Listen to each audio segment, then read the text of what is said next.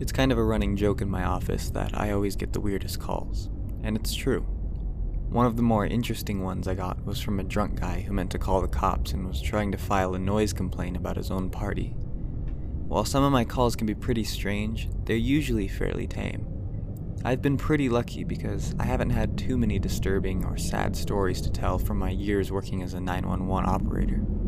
If you're looking for something like that, I can point you to several of my colleagues because, unfortunately, there's no shortage of those in this industry. The call that particularly sticks in my mind is one that I had about a year or two ago. I can honestly say it's one of the most frightening experiences of my entire life, and I think it's going to stick with me forever. It had actually been a fairly slow afternoon that day. I know it sounds kind of insensitive, but if you're not taking a call, this job can get pretty boring. I got stuck covering my friend's evening shift, and I didn't expect things to get more interesting. I was counting down the minutes until my shift ended when a call came through my line. I put the headset on and ran through the usual script. 911, what is your emergency? I asked. I think there's someone in my house. The voice sounded like it belonged to a young child. My heart sank. Calls from children were always the worst. We're trained to get as much information from each caller as possible. This makes it easier to more fully understand the situation, as well as figure out which emergency services we need to dispatch. What's your name, sweetie? I kept my voice calm and upbeat. There was no need in scaring them any further than they already undoubtedly were. Elizabeth, she said softly. I think she might have been crying. That's a beautiful name. Mine's Amelia. Even though I didn't show it, I was beginning to get nervous. This is very important. Can you tell me what's happening right now? The line was quiet for a moment, but then Elizabeth started talking. I think someone's in my house. Where are your parents? I asked. They're not home. I'm not sure where they are. I was pretty angry when I heard this. What kind of parents leave a little girl home alone this late at night? Is there anyone else there with you? Yeah, I think they're looking for me, Elizabeth began, but her voice abruptly stopped at the very end of her sentence. Had it not been for her quiet, frightened breaths, I would have thought she, or whoever else was there, hung up. They said my name. She was definitely crying now. Where are you right now? I heard a door close. In my parents' closet. She spoke a little louder now, probably thinking that the intruder wouldn't be able to hear her from in there. I hoped she was right. I was glad that she knew to hide. A lot of kids freeze up in dangerous situations like this, especially if their parents or an older sibling aren't there. I asked her for her address, which she gave to me, but for the sake of privacy, I'll only say that Elizabeth's house was in a fairly nice neighborhood in my area, and it wasn't far from the police station, which was very helpful. Elizabeth, just focus on my voice. I need you to try and relax. I'm sending the police to your house right now, and they should be there in about 5 minutes. Can you hold on until then? Even though I would usually try to get a little more information about the intruder, I always tend to err on the side of caution when children call 911. I'd much rather send someone and have it be a false alarm than risk their safety. Elizabeth did not answer my question, and it took her longer than I was comfortable with to respond. When she did, it was only one word. Listen. I heard the phone crackle as she brought it away from her ear and held it out in front of her. At first, I didn't hear anything, but as I focused on the background noise, I noticed a lot of whispering. I couldn't tell what they were saying, but it definitely sounded like it was coming from more than one person. I hoped the police would get there on time. As much as I help people with my job, and as many lives as I've saved, it is always so frustrating that I can't do anything myself other than wait and talk. Elizabeth's voice came out in hushed sobs. He's coming up here. Please help. The police are almost there. I need you to be quiet so he doesn't hear you. You're gonna be okay, sweetie. I promise. She seemed to calm down a bit. Everything was quiet for a moment, save for the whispering, which was much louder now. I still didn't know what they were saying, but I was sure it was coming from multiple people.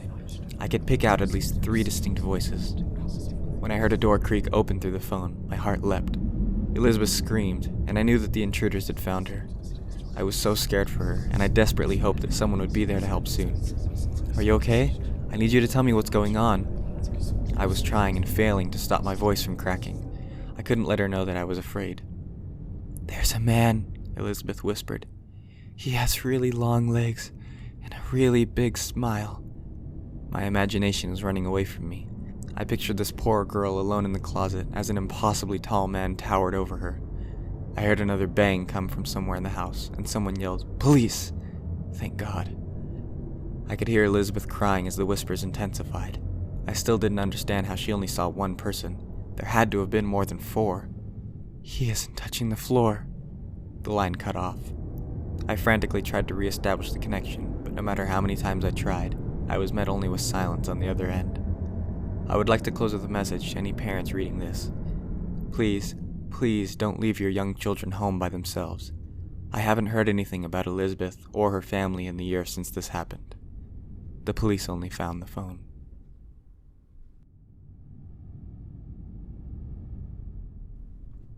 I am a communications officer. When people dial 999 and ask for the police, I'm the one they get to. It's tough, I'm not going to lie. I wear a uniform. It's like a police uniform, but blue. I don't have a stab vest because we work in an office. We sit at huge banks of desks and lines with supervisors standing at the end of every one. I have a headset with earpieces and a microphone and a computer in front of me. The light flashes. I press accept and I type as I ask questions. Name, location, incident category, assault, suspicious package, burglary, etc. I take all the details I can and categorize the incident by level of urgency. If someone's come home and found that their house is broken into, that's not as urgent as a robbery in progress. I work 10-hour shifts with call after call after call. If I need to take a piss, I have to raise my hand to get excused by the supervisor. They time you too. We get a huge variety of calls. Sometimes it's something and nothing time wasters. Sometimes you hear some fucking awful things. My third shift, I got a call from a woman who was just screaming. She'd woken up from a nap and found her baby dead in its cot. I will never forget that, as long as I live. Losing a child is something you never get over. I know a few of the guys have started to drink a bit too much. Not alcoholics or anything, but every time they come home to a few drinks. It's the only way you can sleep. If I'm totally honest with myself, I can tell I'm slipping a little down that road. Last week I was working the night shift. It has a rep for being pretty bad. You get a lot of violent calls on the night shift. I'd been working for about 8 hours at that time. 2 more to go. I was surviving on coffee, shoving one call after another to the guys in dispatch. Then I got this call. The light flashes. I take a drink and click answer. Police 999, what's your emergency? All I hear is breathing. Now, this isn't that unusual. We sometimes get people who are running, panicking, confused. Sometimes people are injured. Sometimes they're trying to make a call without being heard. Police 999, my name is Laura. Can you tell me the nature of your emergency? No response. The breathing sounds like a woman, or maybe a child. I need to know your location and what's happening, then I can get help to you as soon as possible. Are you able to speak to me? There's a soft sound that comes then, like a scratching, like someone scraping their fingernail on the mesh surface of a microphone. I pause for a second, then collect myself. Are you unable to talk out loud? The scratching sound comes again. Scratch. Okay, let me see if I can help. 1 scratch for yes, 2 scratches for no. Do you understand? Scratch. Great. Like I said, my name is Laura. I'm gonna get the officers to you as soon as I can. Please stay on the line. I start waving my supervisor over, who spots me straight away. I point at the screen where he sees my typing. Caller is unable to speak aloud, attempting other communication methods. He nods, understanding straight away, and jogs over to the bank of IT guys. Are you injured? Scratch. Scratch. Are you in fear of your life or physical safety? Scratch. Are you able to get to a safe place? Scratch. Scratch. I can see my supervisor talking to the computer guys who are trying to trace the call. From the time it's taking, it seems to be immobile, so they have to go through the phone masts. Is it a person who's causing you to fear your safety? Scratch. And a small intake of breath. Are they there with you now? Scratch. Scratch. But are you afraid that they'll hear you? Scratch. Are you restrained in any way? Scratch. Scratch. Don't worry, I tell her. We'll find a way to get you help. Are you in a house? Scratch. Is it their house? Silence. Do you know where you are? Scratch. Scratch. Can you see a window to look out of? Scratch. Scratch. I was starting to panic a bit now. I'm highly trained, but you only get a few calls a year which strike you like this. I was starting to worry about my ability to help. If they don't know where they are, and they can't speak to me, how can I send a car if I can't find out where she is? Then I hear something. The breathing gets quicker. "Are you still there?" I ask. There's no response. "Can you let me know you're okay?" There's a scraping, a scrabbling sound, and then the line goes dead. The call light flicks out, just an empty dial tone. I swear, not quite as under my breath as it should be. Looking straight over to the IT lads, I see them shaking their heads. No luck. No trace on the call. I work the rest of my shift feeling sick. It's mostly routine, but I just can't get that out of my head. See, as a comms officer, when something comes up like that, and you can't manage to find out where that person is, you feel responsible. If that woman is hurt or killed, then surely that's a lot down to me. On the drive home through empty city streets, I run that conversation through my head over and over again. I think what I could have done differently. I worry about that woman, where she is, what's happening. I get home, throwing my bags on the sofa. I pull a bottle of beer out of the fridge and pop off the cap, fixing the cat her dinner as she rubs around my ankles. That woman could be being raped or tortured, and we had an opportunity to find her, and we didn't manage it. I had visions of a woman locked in a cellar somewhere, at the mercy of some pervert. I flopped down on the sofa, stuck the TV on, and slumped. I woke up half an hour later to the phone ringing. I stared, blinking. It was dark still, just starting to get lighter. It was the home phone. Now, I almost never use the landline. I mostly just have it because it's the only way I can get Wi-Fi. This has gotta be something bad. My mom, maybe, who hasn't been well. I drag myself to my feet and head as quickly to the phone as I can, fumbling with it and pressing it to my ear. "Hello?" There was nothing. Just breathing. My stomach drops. "Hello?" Without the background noise of the office, without the tapping keys and the voices of the other officers, I can hear more clearly. My stomach knots. I feel like I might vomit, the beer churning. "Anna?" I ask. Scratch. "Are you... This isn't funny." Scratch. Scratch. I swallow, mouth dry. Baby, are you safe?" Scratch. Scratch. I feel the panic bubble over. I can barely form my words. "Baby, please tell me wherever you are, whatever I can do, please tell me." Scratch. Scratch. "Where are you?" Scratch. Scratch. I can hear her, those soft, tiny, whispering breaths. Then one catches. A sound of panic, a scraping on the floor. "Anna!" And then she replies, "Mommy." And then the phone cuts out. The caller withheld their number. She's called back every night since. Every night is the same. No answers, just her little breaths and the scratches on the floor. However many times she calls, I will answer. Every time. Perhaps one night, I'll be able to find some way to help her. 7 times she's called. 1 call for every year of her life. 1 call for every year she's been dead.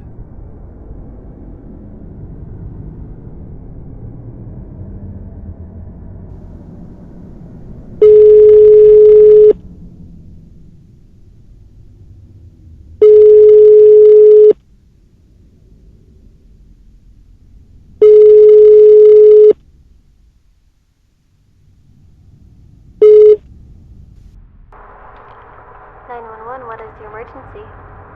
Yeah, hi, this is gonna sound kind of strange, but there's a man stumbling around in circles in my front yard.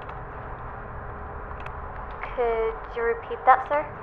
He looks, sick or lost or drunk or something. I just woke up to get a glass of water and heard snow crunching around underneath my front window, so I peeked out.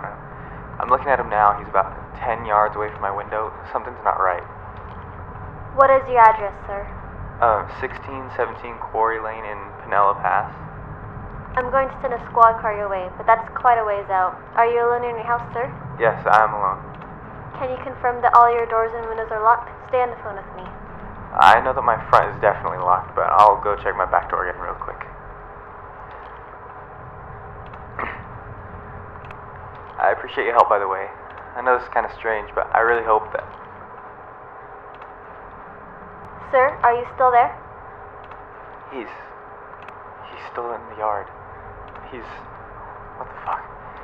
He's upside down. Sir, stay on with me. What is happening? He's staring right at me, but he's standing on his hands now.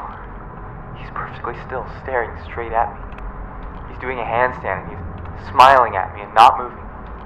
He's doing a handstand, sir? I don't know how... Yeah, he's facing me and he's standing on his hands. He's got this huge smile and he's perfectly still. What the fuck? Please get someone out here now. Sir, I need you to remain calm. I put out the call and an officer is on his way. His teeth are so huge. What the fuck? Please help me. Sir, I want you to try and keep an eye on him, but make sure your back door is locked again. We need to make sure all possible access points are secured. Can you talk me through and confirm that your back door is locked? Okay. I'm walking backwards now, keeping him in my sight. My hand is on the back doorknob now. It's locked. I need to check the deadbolt, so I'm gonna take my eyes off him for a split second. Alright, sir. Help is on the way. Just stay in the phone with me. Everything's going to be alright. Sir? Sir, are you still there? His face. It's up against the glass. Sir, I need you to speak up. What is happening? I looked away for a split second, and now his face. It's pressed up against my front window. His teeth are huge, and he's still smiling. There's no color in his eyes. Jesus, please help me. Why won't it fucking move? Sir, I need you to go to the nearest room and lock yourself inside of it. Do you have a basement or a bedroom that you can lock yourself in? He won't stop staring. He's gonna hurt me. Sir, I need you to listen to me. Lock yourself somewhere safe until the officer arrives at your house. Can you hear me? Yes, I'm gonna lock myself in my room. And you're positive that you're alone in your house, correct? Yes, I'm alone in the house. Wait a moment. He's moving. He's shaking his head. He's telling me no. He can hear us. He's telling me I'm not alone.